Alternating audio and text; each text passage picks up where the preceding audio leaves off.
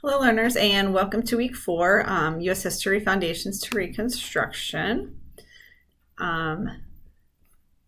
You'll see, I don't know if you can tell, but I have my Penn State shirt on. We're supposed to come support a team today. Some people have their Pitt, some people have their Penn State. There's Mount. It's different t-shirts. It's Friday, so I'm taping this a little early for the launch on Monday. Came into school today. I'll share my little experience with you guys.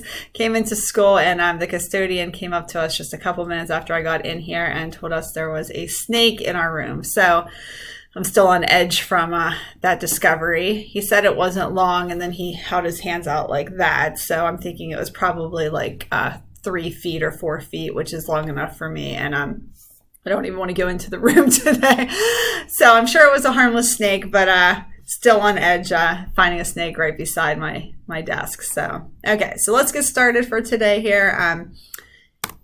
We are doing week 3 assignments, units 1.6 and 1.7. We are going to continue with colonization, and you're going to write a short essay on Jamestown, and we're going to learn about the Puritans and the Plymouth.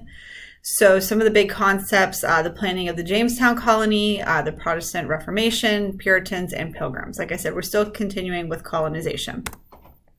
Okay, so here is a short video here on the hardships at the Plymouth colony. Okay, so I thought this would be a good one to share with you. So here we go. 10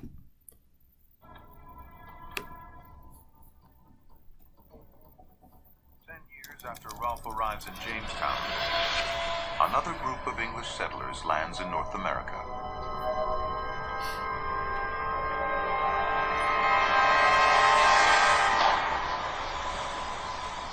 They come ashore on a deserted beach 450 miles up the coast from Jamestown and call the place Plymouth, after the English port they sailed from.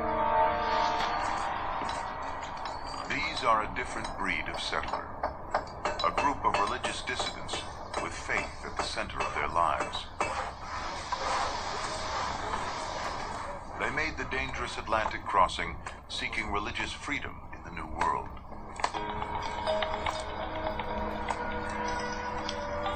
24-year-old apprentice printer Edward Winslow arrives with a group of religious sectarians on a boat called the Mayflower. By April 1621, their settlement is taking shape. The Mayflower returns to England.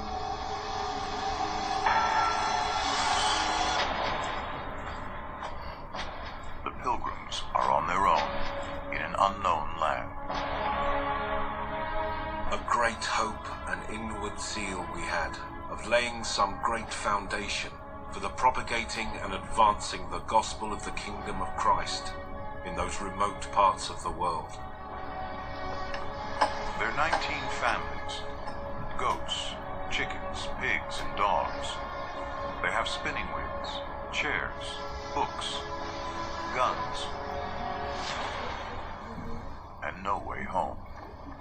If you create this environment as a land of opportunity, then you're going to attract those type of people who want to take that risk, who want to take that gamble, and who believe in a better life. They were heading for the Hudson River, but they landed 200 miles further north at the beginning of winter.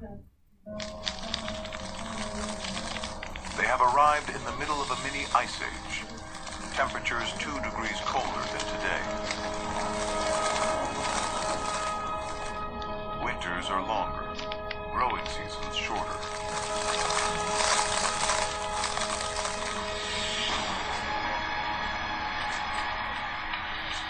The soil is poor, little grows. Food supplies run low. In the first 3 months, more than half the Pilgrims died.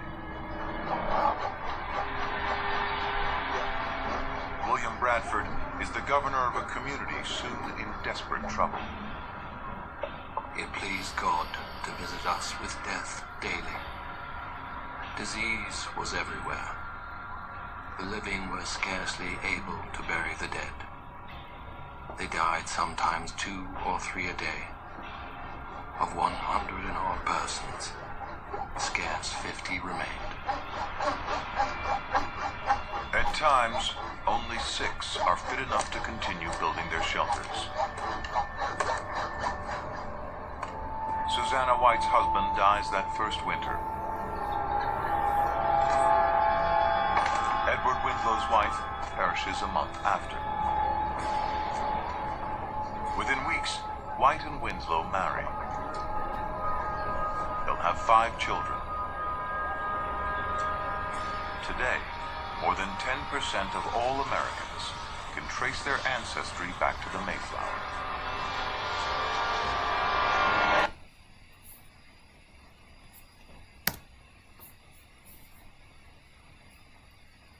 Okay, so I thought that was pretty interesting to look at the differences between Jamestown versus Plymouth, where Plymouth, they went through the Reformation, and you're going to learn more about this and why they decided to leave and come over to the New World. And you had just learned about Jamestown, which obviously was very different. It was very monetarily motivated, so very different reasons for coming over. So just kind of keep that in mind. And hold on one second. Okay, so just take a minute to think about some of the hardships faced by the Plymouth colony. You know, would you be willing to get on a boat and, you know, go to the unknown, not knowing, you know, what's going to happen? So cold, you know, losing family members, leaving family members. So just think about all of that as we continue. Okay, so this week, it is a week for instructional lesson that you're watching right now, and you'll answer the question that goes along with it. Get the work done for the week, and you will be in great shape. Okay, and this is a class overview again. We're still on the foundations. So any questions or concerns, reach out to me. Please make sure you're doing these and answering the questions, though, because they are 10% of your grade for the class. So they are that important that you are watching these, and they're pretty painless. Okay, so have a wonderful week and be productive, and reach out if you need anything at all. Thanks.